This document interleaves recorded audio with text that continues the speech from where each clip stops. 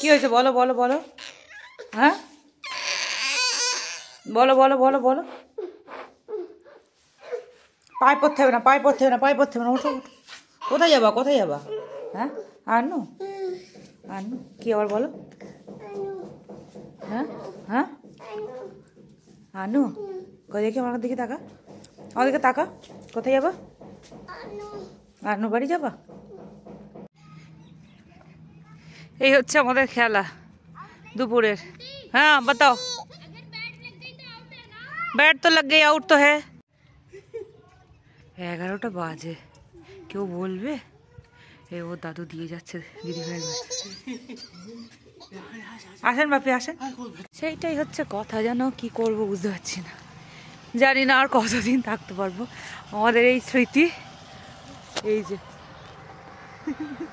চলো কিছু বলো আমার জন্য, চলো ফোনে বলবে।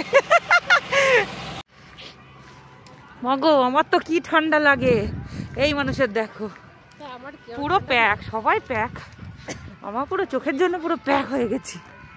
তো আম্বালাতে কতদিন জানি না, এখন বিকেল কটা বাজে গো, ধরো 5টা 46 বাজে। কুয়াশা দেখো স্টার্ট হয়ে গেছে। এইগুলো মিস করবো, দিদিভাইয়ের সাথেই সব থেকে মিস করবো এইগুলো।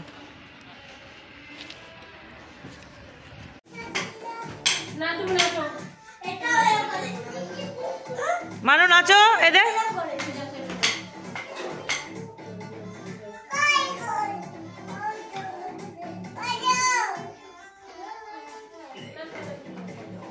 মানো নাচো, দেখ দিদি নাচছে দেখ।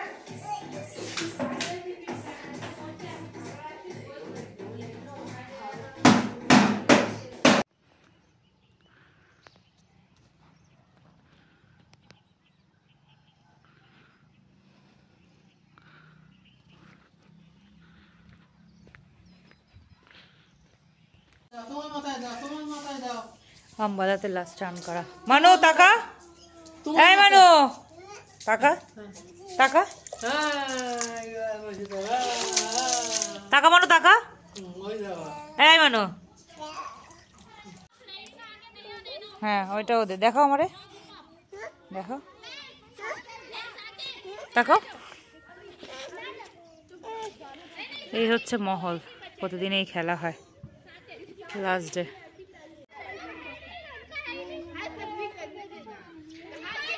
মিস করবো আম্বালাকে প্রচন্ড।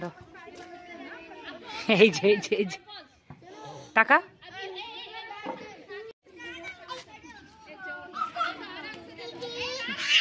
হ্যাঁ দিদি খেলছে, দিদি খেলছে। ও আম্বালাকে খুব মিস করবে। মানো তাকাও। যখন যেখানে থাকি সেখানের প্রতি যেন একটা বিভৎস মায়া লেগে যায়। এই যেমন বাড়ি থেকে যখন যাই তখন বাড়ির জন্য খুব কষ্ট হয়, আবার যখন ওখান থেকে ছেড়ে আসি তখন ওখানের জন্য ভীষণ কষ্ট হয়। আম্বালা বলো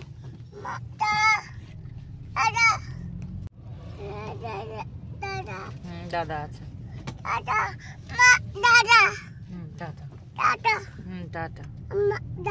হ্যাঁ আম্বালা টাটা, হ্যাঁ আম্বালা টাটা বলো, আম্বালা টাটা, এখানে বলো আম্বালা টাটা,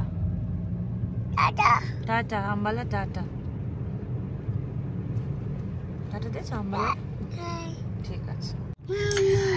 ওর বাবু যাবে না, আমি আর ওর দাদু আর ওই আমার মানু তিনজনে আমরা বাড়ি ফিরছি।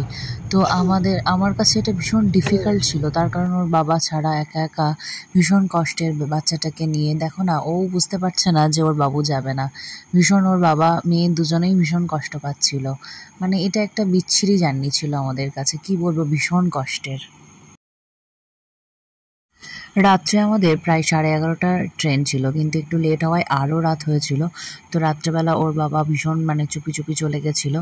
এটা সকালবেলার ভিডিও, আমরা সকালবেলা উঠেছি, ও তখন বুঝতে পারছে অল্প অল্প, তারপরে খুব কেঁদেছিল। তারপর ও ঠাকুরভাইয়ের সাথে খেলাতেই মত্ত ছিল। দেখো না দুজনে কেমন মস্তি করতে করতে ট্রেন জার্নি করছে।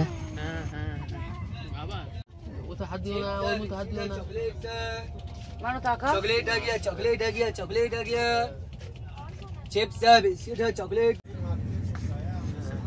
তোমরা কেউ ওর হাগিসের অবস্থা দেখে হেসো না, জাস্ট খোলার আগের মুহূর্তে এই ভিডিওটা করা, এই জন্যই এটা দেখানো।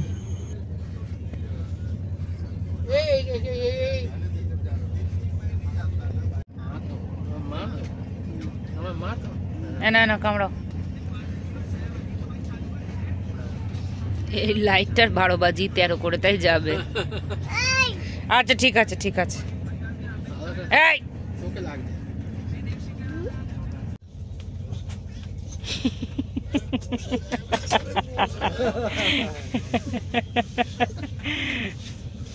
देखो ये चीज लेने जा रहे हैं।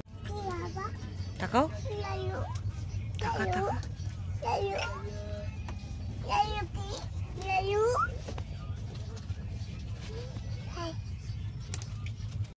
যা দুরন্তপনা করেছে ট্রেনে, ওকে আনতে যা কষ্ট হয়েছে। এই যে আমাদের আসার টাইম মানে নামার টাইম হয়ে গেছে, এই এতগুলো ব্যাগ নিয়ে আমার মা সেই সকালবেলা হাওড়া স্টেশনে চলে এসেছে।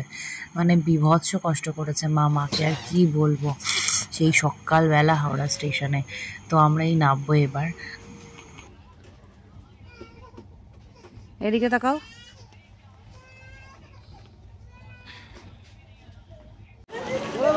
नहीं चाहिए। ওরে বাবা রে, ঝাঁপিয়ে গেল একদম, দিউ দিউ করে মাথা খেয়ে। বলে না ছোটবেলায় যার কাছে মানুষ হয় তাকে কখনো ভোলে না, তাই সে যতদিনই হোক, প্রায় 2-2.5 মাস আমরা গেছি। তো মাকে এইভাবে এতটা চিনতে পারবে আমি ভাবতেই পারিনি। 2 বছর বয়স হয়নি ওর, ও ওইটুকু বয়সেই ওর এত সেন্স। এই দেখো আমরা হাওড়া স্টেশন পার হচ্ছি, হাওড়া ব্রিজ পার হচ্ছি।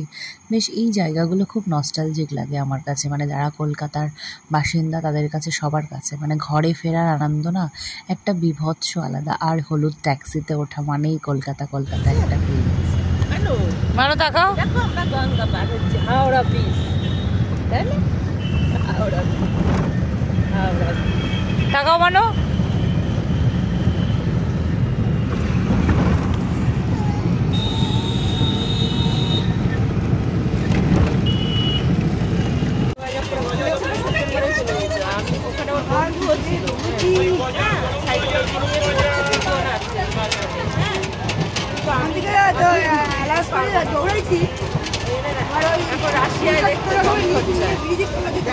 এই যে বাড়ির কাছে এসে গেছি, তার মানে একটা বীভৎস মজা। এই যে ট্রেন থেকে নেমেই টোটো করে সোজা বাড়ি, মানে এবার একটা আলাদা ফিলিংস। এই বাড়ির পথে ঢুকছি, চলো বাড়ি এসে গেছি। এর মতন আনন্দ আর মজা আর কিচ্ছু হতে পারে না। এরপরে আমার মান্টুলির এবার শুরু হবে দাদা দিউর সাথে মজা আর খেলা। হ্যাঁ গ্লাস জুস আনো।